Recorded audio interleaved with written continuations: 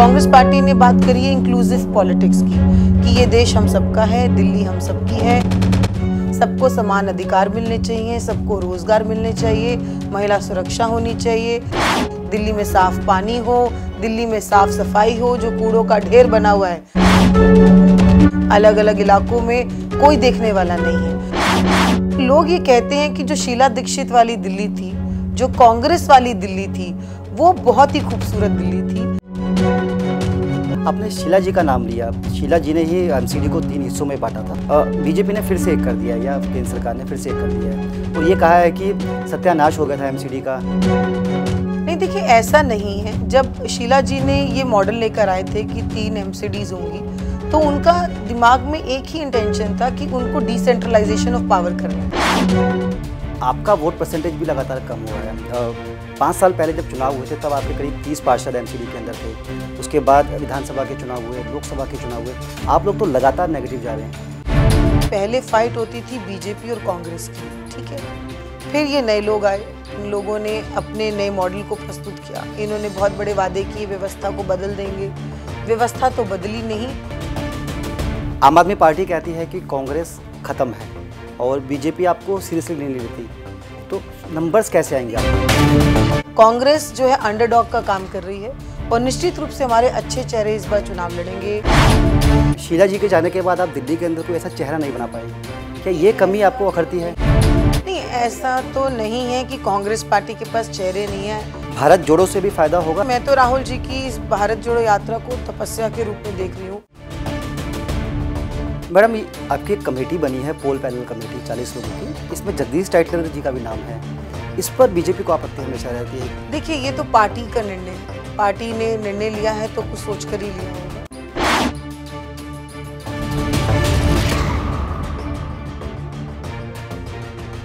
कभी दिल्ली और देश की सल्तनत पर शासन करने वाली कांग्रेस वापसी के लिए जद्दोजहद कर रही है।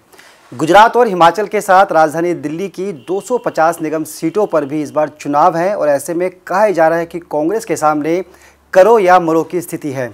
जहां बीजेपी अपने 15 साल के शासन को फिर से बचाए रखने के लिए पूरी जद्दोजहद कर रही है, तो वहीं आम आदमी पार्टी निगम में वापसी के लिए पूरा जोर लगा रही है। कांग्रेस की क्या तैयारी है और कैसे क्या कुछ करिश्मा कांग्रेस इन निगम चुनावों में कर सकती है, इसी मुद्दे पर बातचीत करेंगे। हमारे साथ दिल्ली महिला कांग्रेस की अध्यक्ष और कांग्रेस की प्रवक्ता अमृता धवन जी जुड़ी हुई हैं। अमृता जी, स्वागत है आपका नवोदय टाइम्स पंजाब केसरी ग्रुप में जी। तो पहला सवाल तो यही है, तैयारी आपकी कहाँ तक पहुँची है? देखिए, इस समय तो बहुत महत्वपूर्ण दौर चल रहा है और ये इस समय उम्मीदवारों के चयन की प्रक्रिया चल रही है, क्योंकि 14 नवंबर जो है वो लास्ट डेट ऑफ नॉमिनेशन। तो जैसे हर पार्टी के अंदर होता है, ये समय बहुत महत्वपूर्ण होता है कि सही चेहरों का चयन किया जाए, अच्छे लोगों को मौका दिया जाए और फ्रेश फेसेस को जो है अपॉर्चुनिटी मिले इस बार चुनाव लड़ने की। ये पार्टी का कहीं ना कहीं एक मानना है जी। और महिला होने के नाते, महिला कांग्रेस के अध्यक्ष होने के नाते मेरा भी प्रयास है कि महिलाओं को अपॉर्चुनिटी मिले, काबिल महिलाओं को मिले, जो कार्यकर्ता हैं, जो पार्टी का झंडा उठाती हैं, जो हमेशा सरकार को घेरने का काम करती है, मुद्दे उठाती हैं, चाहे वो महंगाई का मुद्दा था, चाहे वो महिलाओं से रिलेटेड सिलेंडर के दाम जो लगातार बढ़ते थे, पेट्रोल डीजल के दाम बढ़ते थे। मुद्दे आपने बहुत सारे उठाए और लगातार संघर्ष भी कर रहे हैं। क्या लोगों से कनेक्ट हो पाए आप लोग? जी बिल्कुल, निश्चित रूप से, क्योंकि देखिए राजनीति को धर्म और जाति में बांट दिया गया है, इसीलिए शायद जो है वो लोग सक्सीड कर पाए जो हमेशा धर्म की राजनीति पे विश्वास करते थे। कांग्रेस पार्टी ने हमेशा डेवलपमेंट की बात करी है। कांग्रेस पार्टी ने बात करी है इंक्लूसिव पॉलिटिक्स की कि ये देश हम सबका है, दिल्ली हम सबकी है, सबको समान अधिकार मिलने चाहिए, सबको रोजगार मिलने चाहिए, महिला सुरक्षा होनी चाहिए, दिल्ली में साफ पानी हो, दिल्ली में साफ सफाई हो, जो कूड़ों का ढेर बना हुआ है अलग अलग इलाकों में कोई देखने वाला नहीं है। तो जब हम मुद्दों की बात करते हैं तो लोग जुड़ते हैं और लोग ये कहते हैं कि जो शीला दीक्षित वाली दिल्ली थी, जो कांग्रेस वाली दिल्ली थी, वो बहुत ही खूबसूरत दिल्ली थी। आपने शीला जी का नाम लिया। शीला जी ने ही एमसीडी को 3 हिस्सों में बांटा था और दावा ये था कि डोर स्टेप डिलीवरी मिलेगी, लोगों के काम आसानी से होंगे, लेकिन बीजेपी ने फिर से एक कर दिया या केंद्र सरकार ने फिर से एक कर दिया है और ये कहा है कि सत्यानाश हो गया था एमसीडी का। कांग्रेस ने अपने फ़ायदे के लिए एमसीडी के 3 हिस्सों में बांटा, वो ना फ़ायदा कांग्रेस को मिला ना दिल्ली के आम लोगों को मिला।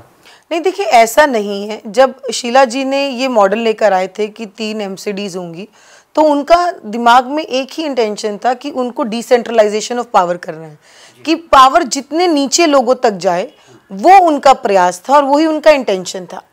और फिर हमने समय समय के साथ देखा कि क्या उसकी कमियां रही, क्या उसके फायदे भी रहे।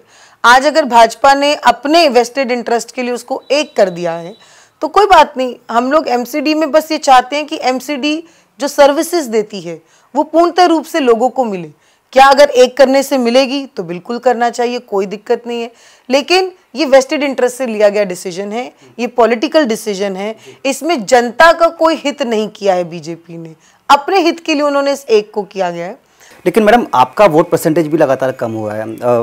5 साल पहले जब चुनाव हुए थे तब आपके करीब 30 पार्षद एमसीडी के अंदर थे, उसके बाद विधानसभा के चुनाव हुए, लोकसभा के चुनाव हुए, आप लोग तो लगातार नेगेटिव जा रहे हैं। देखिए ये भी एक बहुत ही पॉलिटिकल मैं मानती हूँ कि परम्यूटेशन कॉम्बिनेशंस का खेल है, क्योंकि पहले फाइट होती थी बीजेपी और कांग्रेस की, ठीक है।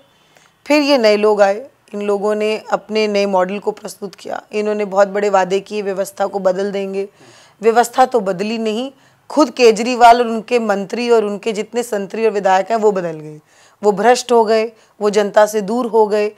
देखिए मैजिक मैंने आपको बताया, कोई ऐसा नहीं है कि कोई मेरे पास मैजिक वॉन्ड है, मेरे पास तो मुद्दे हैं। और मुद्दों की राजनीति आप जब करते हैं, लोग बहुत त्रस्त हैं, लोग परेशान हैं। मेरी माताजी भी जो कभी सिलेंडर के दाम से परेशान नहीं होती थी, वो भी बोलती है कि सिलेंडर का दाम इतना ज़्यादा बढ़ गया है। तो ये देखिए बात ये नहीं है कि कॉरपोरेशन के अंडर सिलेंडर का दाम नहीं है, बात यह है कि कॉरपोरेशन में सरकार किसकी है, उस सरकार का इंटेंशन क्या है।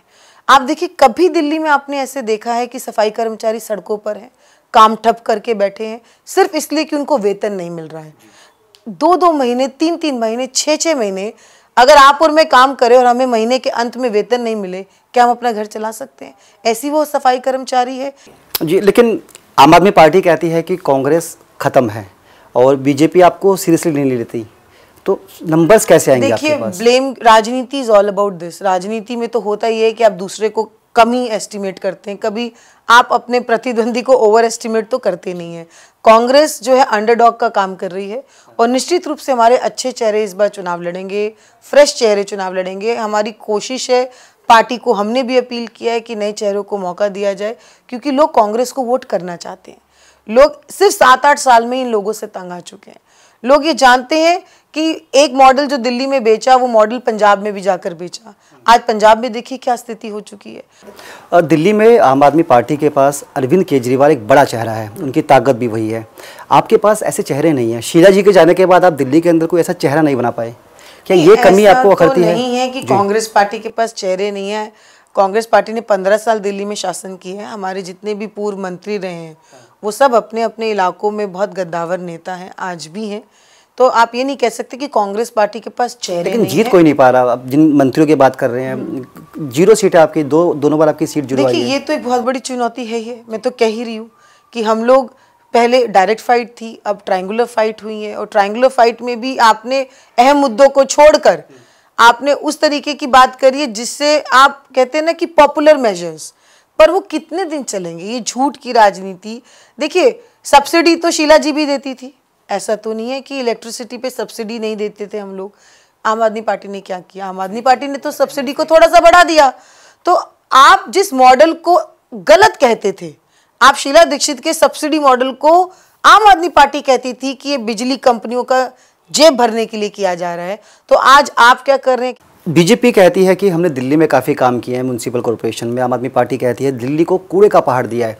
एक एजेंडे के तहत आम आदमी पार्टी काम कर रही है, लेकिन आपकी तरफ से, क्योंकि आप अलग अलग मुद्दों पे काम कर रहे हैं, कांग्रेस मैदान में, फील्ड में नजर नहीं आ रही, क्या इसके लिए आप लोगों ने कुछ तैयारी की है? जुड़ेंगे कैसे लोगों से? आप बार बार ये कह रहे हैं कि हम नजर नहीं आ रहे। हम नहीं कह रहे, विपक्ष कह रहा है। विपक्ष तो कहेगा, विपक्ष कभी कहेगा कि कांग्रेस नजर आ रही है। विपक्ष के कहने से हम नहीं चलेंगे। जनता क्या कह रही है? जनता के बीच में हमारे लोग हैं, जनता के बीच में हम सही मुद्दे रख रहे हैं। जनता को सफाई चाहिए। ये एक सिर्फ परसेप्शन क्रिएट की जा रही है कि कांग्रेस तैयार नहीं है। कांग्रेस पूरी तरह से तैयार है और कांग्रेस पार्टी अपना काम कर रही है। और जब सब नॉमिनेशंस होंगे तो एक अच्छा चुनाव भी हम लड़ेंगे और हमारे बहुत चेहरे जीत कर आएंगे। ये भी कहा जाता है कि कांग्रेस गुटबाजी में है, बिल्कुल प्रदेश स्तर पर अलग अलग ग्रुप बने हुए हैं, सांसद प्रदेश दफ्तर में नहीं आते हैं, जो पुराने मंत्री हैं वो अपने घर से मीटिंगें कर रहे हैं, आप तो लगातार जाती हैं, क्या देखिए ऐसा तो हर पार्टी में थोड़ा बहुत तो देखिए मतभेद होना कोई गलत बात नहीं है, डिफरेंस ऑफ ओपिनियन भी होना कोई गलत बात नहीं है, डेमोक्रेसी है। अगर कोई नेता जो है उनको लगता है कि हमें अपनी बात रखनी चाहिए और उसको आप ये कह दें कि वो भेद है, तो मैं उसको नहीं मानती हूँ। भारत जोड़ो से भी फायदा होगा, राहुल गांधी की जिस तरह से एक इमेज बनी है, युवाओं के बीच में जा रहे हैं, हर तबके के लोगों से मिल रहे हैं, क्या इसका फायदा कांग्रेस को मिलेगा आने वाले समय में? मैं तो राहुल जी की इस भारत जोड़ो यात्रा को तपस्या के रूप में देख रही हूँ। 25 से 30 किलोमीटर रोज चलना, लोग 3 किलोमीटर भी नहीं चल पाते हैं पार्कों में जब सैर करते हैं। 25 से 30 किलोमीटर चलना, जबकि वो अध्यक्ष भी नहीं है, पार्टी के अध्यक्ष भी नहीं है, लेकिन फिर भी चल रहे हैं सिर्फ एक वजह से कि वो चाहते हैं कि जो देश के अंदर नफरत है, जो देश के अंदर तनाव पैदा किया जा रहा है, जो देश के अंदर लोगों को लड़ाया जा रहा है, उस बीज को रोकने का काम राहुल गांधी कर रहे हैं और वो भारत को जोड़ने का काम कर रहे हैं। और देखिए कि बहुत हुजूम उनके साथ है, वहाँ के खुद लोग बाहर निकलकर उनसे मिलने के लिए आ रहे हैं। आम आदमी पार्टी वालों को आमंत्रित करूंगी, मैं देश की हर पार्टी के नेताओं को आमंत्रित करूंगी कि जाइए, उस यात्रा को देखिए, उस यात्रा में चलिए। वो सिर्फ राहुल गांधी जी की या कांग्रेस की यात्रा नहीं है, वो भारत को जोड़ने की यात्रा है। और अगर आप भारत में विश्वास करते हैं और आप एकता में और अखंडता में विश्वास करते हैं तो उस यात्रा में आप सब आमंत्रित हैं। जी मैडम, आपकी एक कमेटी बनी है, पोल पैनल कमेटी 40 लोगों की, इसमें जगदीश टाइटलर जी का भी नाम है। इस पर बीजेपी को आपत्ति हमेशा रहती है कि 84 दंगों का दाग जिस तरह से है, कैसे देखते हैं आप इसको और क्या कहना चाहेंगे? देखिए ये तो पार्टी का निर्णय है, पार्टी ने निर्णय लिया है तो कुछ सोच कर ही लिया होगा। और मैं मानती हूँ कि पार्टी ने अपने सब प्रोज एंड कॉन्स को खंगाल के ही किया होगा। आपको लगता है डेंट होगा इससे पार्टी को कुछ? देखिए बात डेंट के होने की या नहीं होने की नहीं है, अगर पार्टी ने कॉल लिया है फॉर सर्टेन रीजंस लिया होगा, तो I think that will be the best people to tell. आप खुद कुछ नहीं कहना चाहती इस मुद्दे पे? क्या आप मेयर का नाम पहले अनाउंस करेंगे जब चुनाव आप लोग लड़ रहे होंगे, आपके कैंडिडेट मैदान में होंगे? क्योंकि आम आदमी पार्टी सीएम का चेहरा पहले ले आती है, क्या आप ऐसा कुछ करने वाले हैं? नहीं, मुझे नहीं लगता पार्टी ने अभी इस पे कोई विचार किया है। लेट्स सी कि पार्टी का क्या मॉड्यूल रहेगा, क्या मैकेनिज्म रहेगा।